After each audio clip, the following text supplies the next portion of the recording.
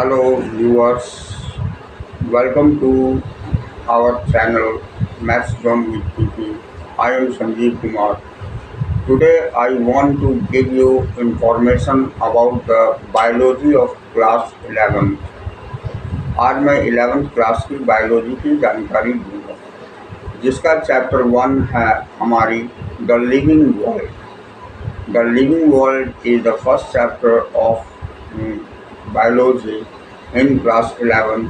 तो आइए हम इसे स्टार्ट करते हैं जस्ट नाउ। तो चलिए आज स्टार्ट करते हैं। तो सबसे पहले मैं आपको बताना चाहूँगा कि बायोलॉजी सबसे इजी सब्जेक्ट है।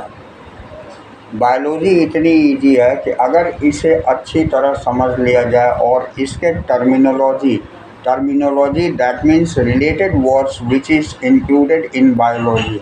बायोलॉजी में जो वर्ड्स होते हैं generally basically it is Greek and Latin word, Greek और लैटिन वर्ड्स के ऊपर आधारित होती है। तो इन सारे वर्ड्स को अगर हम ध्यान में रखेंगे तो हमें बायोलॉजी बिल्कुल आसान लगेगी। तो be careful, we should have to confirm with the terminology which is related with the biology. Biology से संबंधित जितने भी वर्ड्स हैं उसके साथ हमें फैमिलियर होना होगा, उसको अच्छी तरह जानना होगा which is used in biology. तो ओके, आइए स्टार्ट करते हैं चैप्टर 1। चैप्टर 1 ये आपको ओनली फॉर नॉलेज के लिए है, ये जानकारी के लिए है और इससे बहुत ही कम क्वेश्चंस पूछे जाते हैं। But basic things of biology is given in chapter 1, जो कि जिसके बारे में हम थोड़ा फेमिलियर भी है, पिछली क्लास में इसकी जानकारी भी लिए हैं, लेकिन 11th क्लास में इसको थोड़ी डिटेल से बताई गई है, इसलिए इसे हमें जानना आवश्यक है। तो नाउ लेट्स स्टार्ट। पहला इंट्रोडक्शन के अंतर्गत हम इतना ही कह सकते हैं कि लिविंग वर्ल्ड्स में all the living animals and organism और that is related with the plants and living organism, सारे चीज़ के बारे में डिटेल्ड जानना ही लिविंग वर्ल्ड है।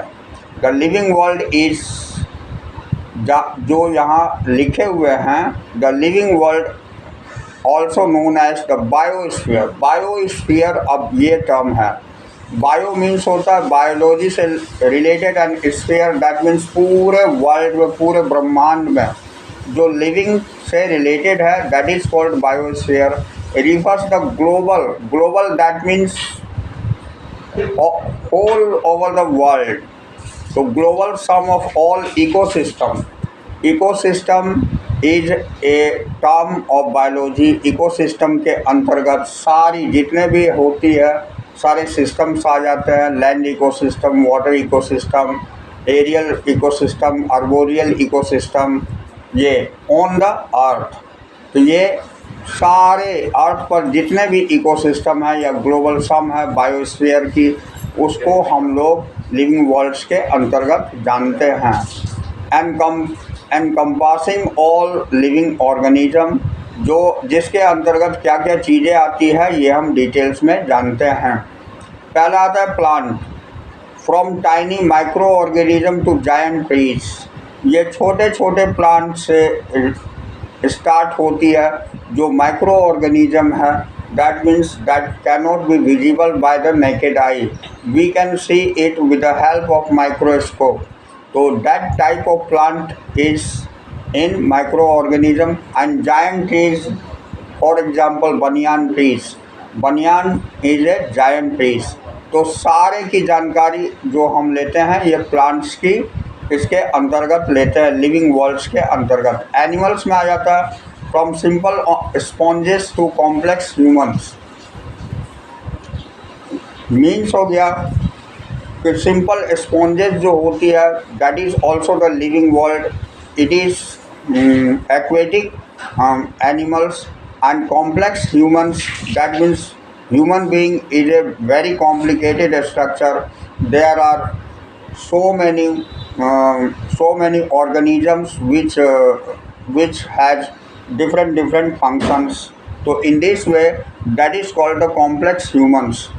ह्यूमन के बारे में और भी डिटेल्स हम पढ़ेंगे।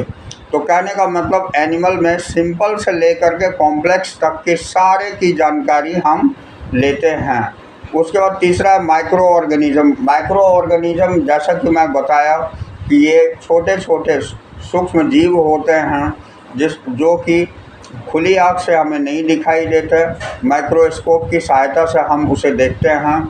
जैसे यहाँ एग्जाम्पल बैक्टीरिया है, वायरसेस है, फंजाई है एंड प्रोटोजोअन्स है, प्रोटोजोआ। तो इसके अंतर्गत बहुत सारे आते हैं, जैसे आपको और भी बताते हैं, जैसे euglena, paramecium, amoeba, these are the example. Okay, आइए नेक्स्ट है फंजाई। फंजाई में मशरूम होते हैं, मोल्स होते हैं एंड ईस्ट्स, ये सारे फंजाई होते हैं। फंजाई एक ऐसा वर्ग है, क्लास है, जिसके अंतर्गत मोस्टली इन्फेक्शियस प्लांट्स आ जाते हैं जो इन्फेक्शंस हमें क्रिएट करते हैं। तो इस तरह की जितने भी टाइप्स के लिविंग ऑर्गेनिजम्स हैं जिसके बारे में हम पढ़ते हैं वो हम लिविंग वर्ल्ड्स के अंतर्गत इंक्लूड होती है। अब कैरेक्टरिस्टिक्स ऑफ लिविंग वर्ल्ड की क्या क्या कैरेक्टरिस्टिक्स है ये हम बताते हैं। पहला ऑर्गेनाइजेशन। ऑर्गेनाइजेशन के अंतर्गत living things are composed of cells. Cell के बने होते हैं लिविंग थिंग्स, टिश्यूज़ के बने होते हैं, ऑर्गन्स होते हैं एंड सिस्टम्स होते हैं। तो स्टार्टिंग सेल से होती है। तो माइक्रो ऑर्गेनिज्म जो होती है वो सेल की बनी होती है। उसके group of cells is known as tissues and when the several types of tissues makes the organs and there are so many organs makes the system. For example, जैसे digestive system, respiratory system, circulatory system, ये सारे systems होते हैं। Second है metabolism. Metabolism ये एक process होती है जिसमें living organisms carry out chemical reactions to sustain life.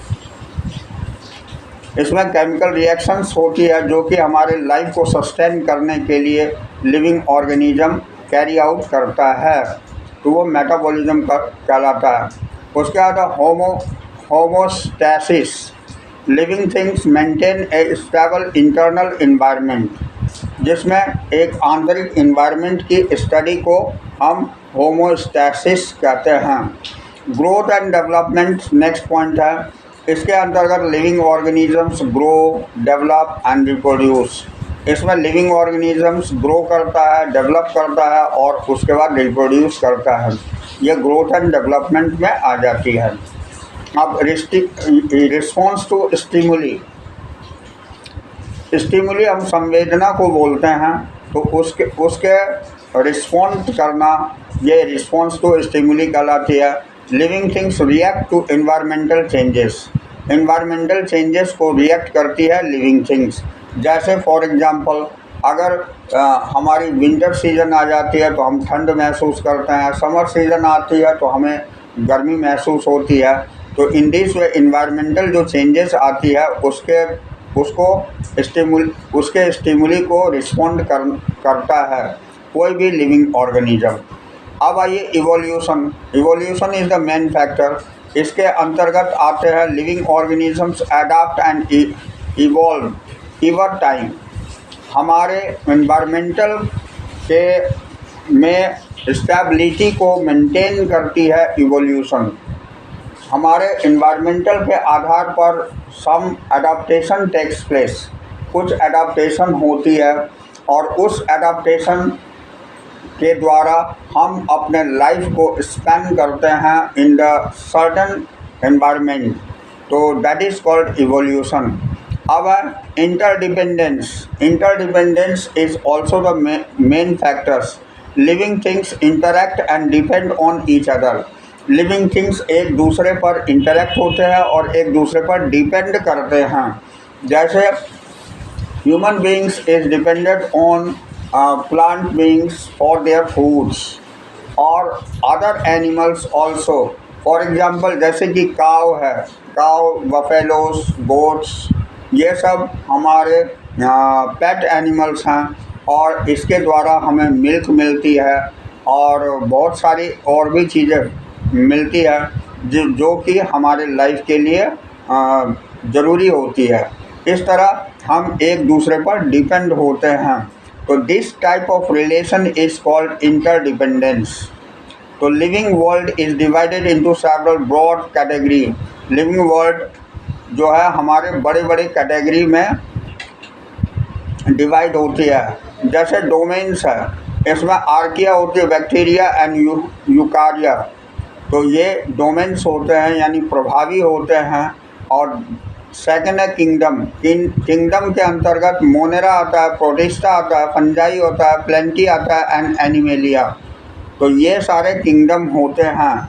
ये रिलेटेड विद द ये जो मोनेरा, प्रोटिस्टा, फंजाई, प्लेंटी, ये सारे अलग अलग किंगडम्स के अंतर्गत आती है।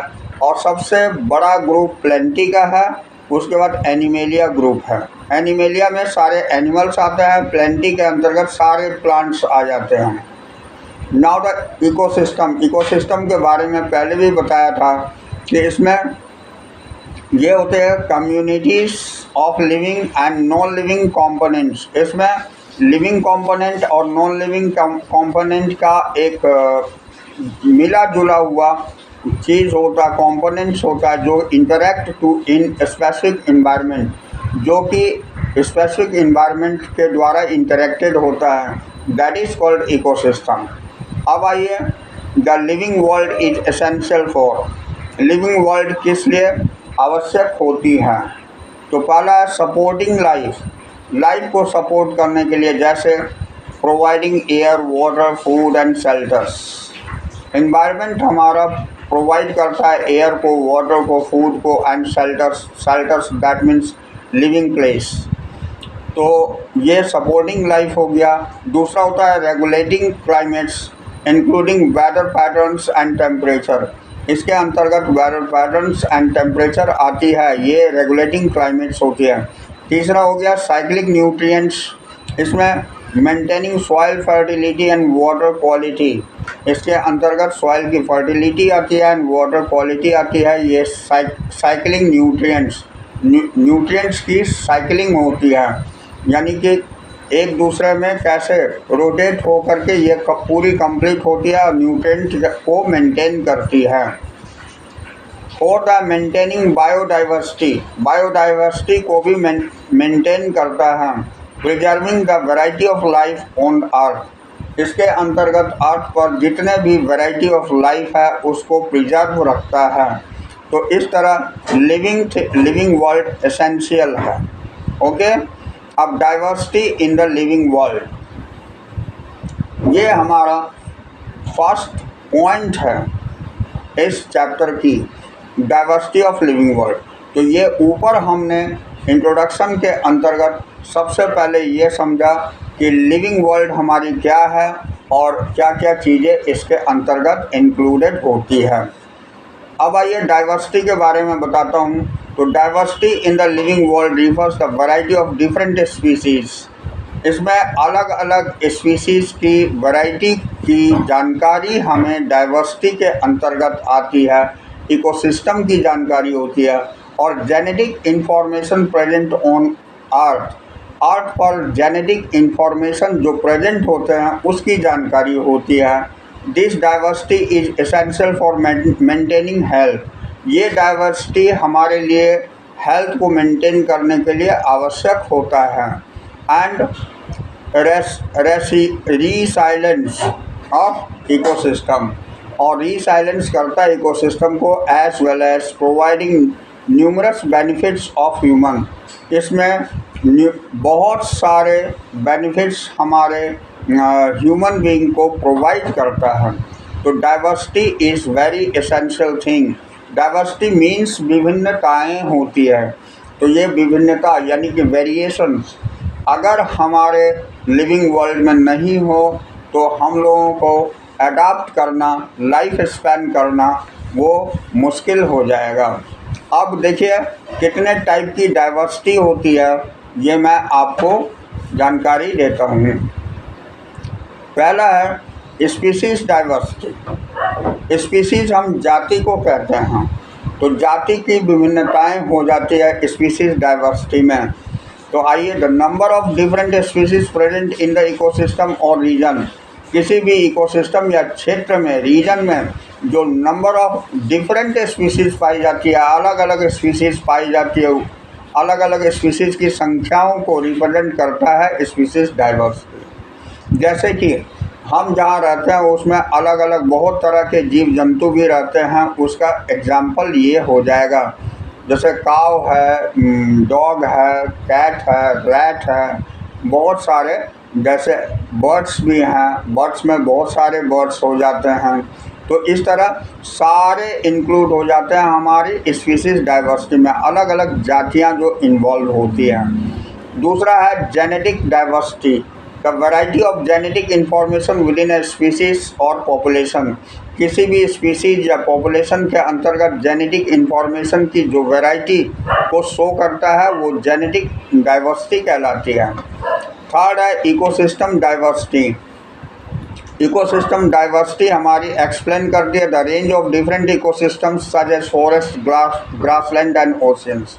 That means aquatic ecosystem, land ecosystem, aerial ecosystem, arboreal ecosystem. There are so many ecosystems which is diverse in different ranges in ecosystem is known as ecosystem diversity.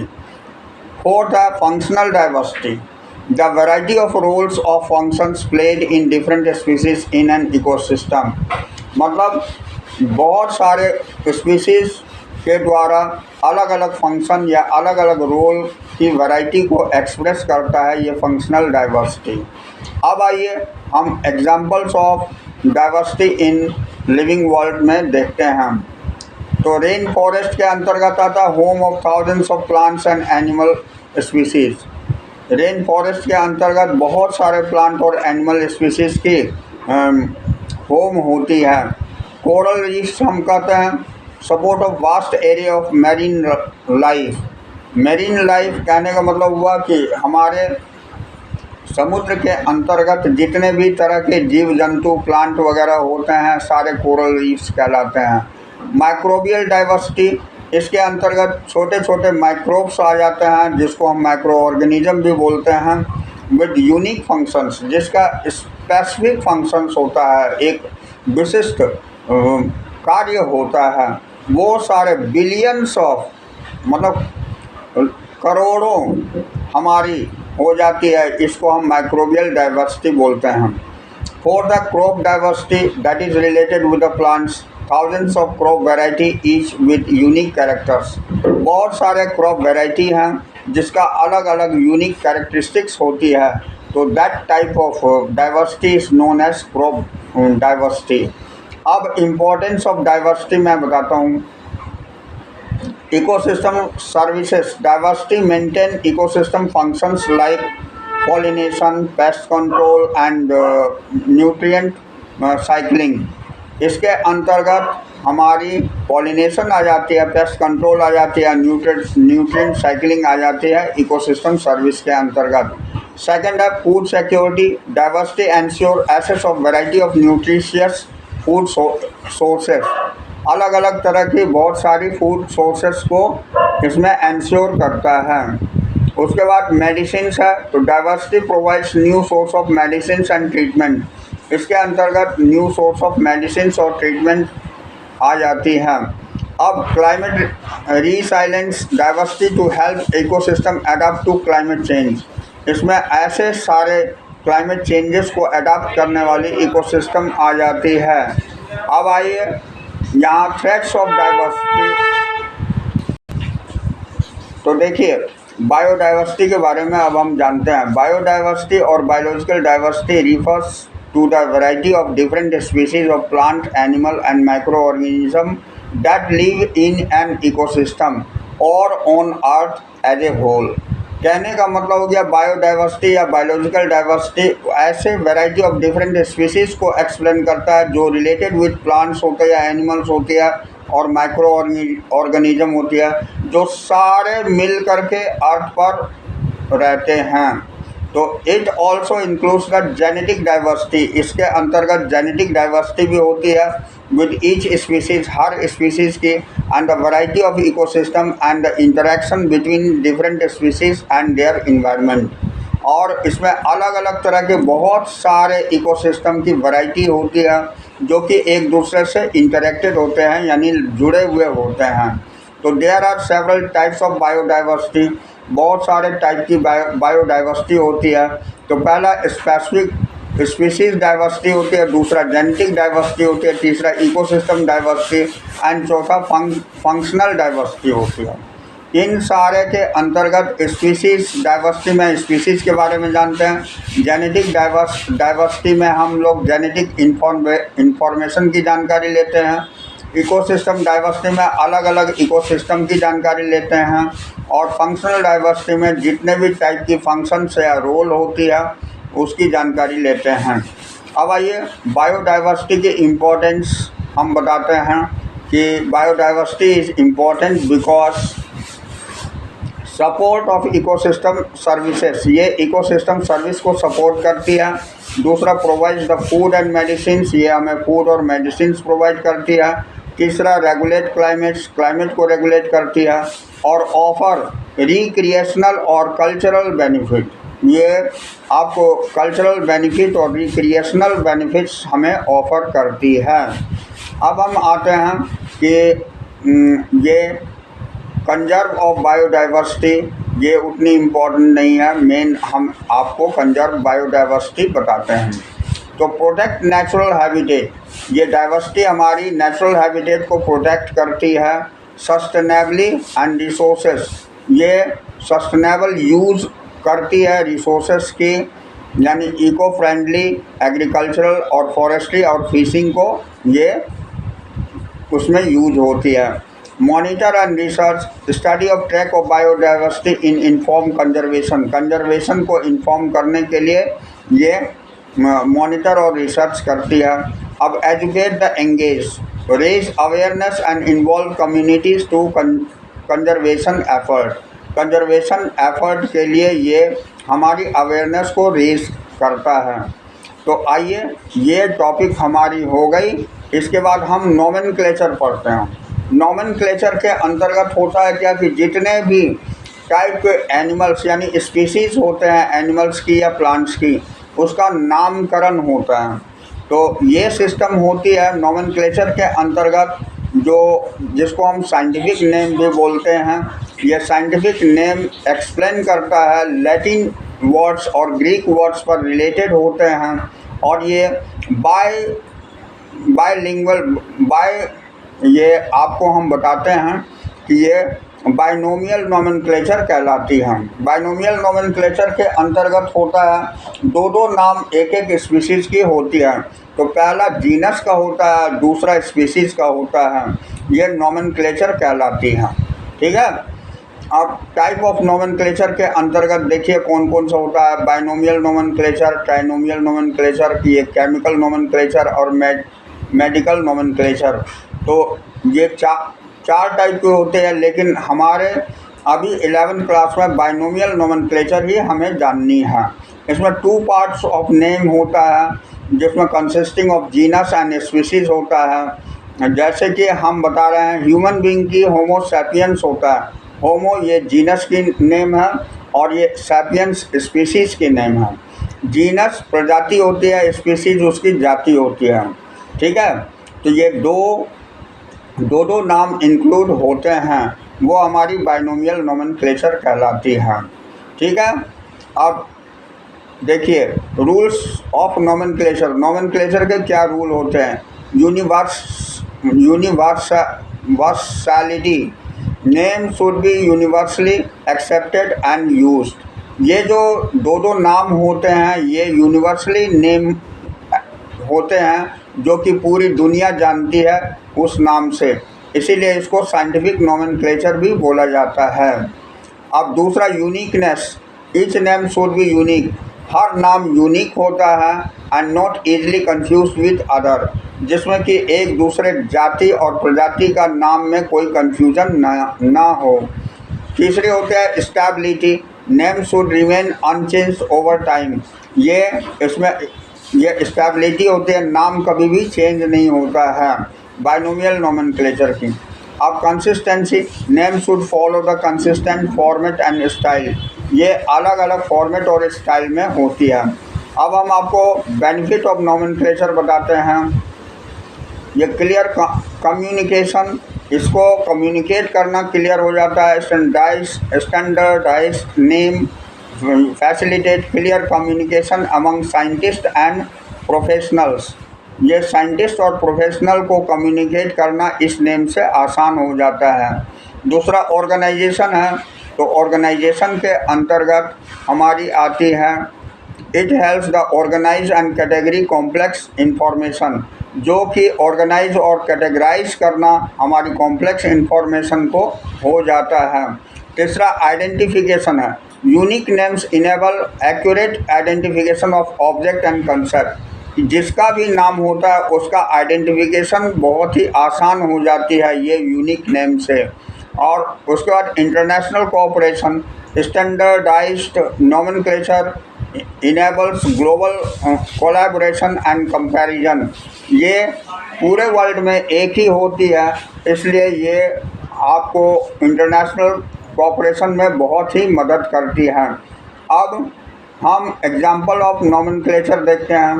पहला है taxonomical nomenclature, naming and classify living organism, इसके अंतर्गत naming होती है और organism की classification होती है। तो जैसे कि kingdom animalia, phylum Chordata. Anatomical nomenclature के अंतर्गत parts, body parts of and structure की जानकारी लेते हैं, जैसे ह्यूमरस, सेरेबेलम, ये सारे पार्ट्स हैं, बॉडी पार्ट्स हैं। केमिकल नोमेनक्लेचर के अंतर्गत नेमिंग केमिकल कंपाउंड्स की होती है, जैसे सोडियम क्लोराइड, ग्लूकोज, ये सारे केमिकल नोमेनक्लेचर आती है। तो आज हम आपको यहीं पर कंप्लीट करते हैं। नेक्स्ट क्लास में फिर हम नेक्स्ट वीडियो में इससे आगे हम इस चैप्टर को बढ़ाएंगे। तो that's all for today, we will meet again on the next class. Okay.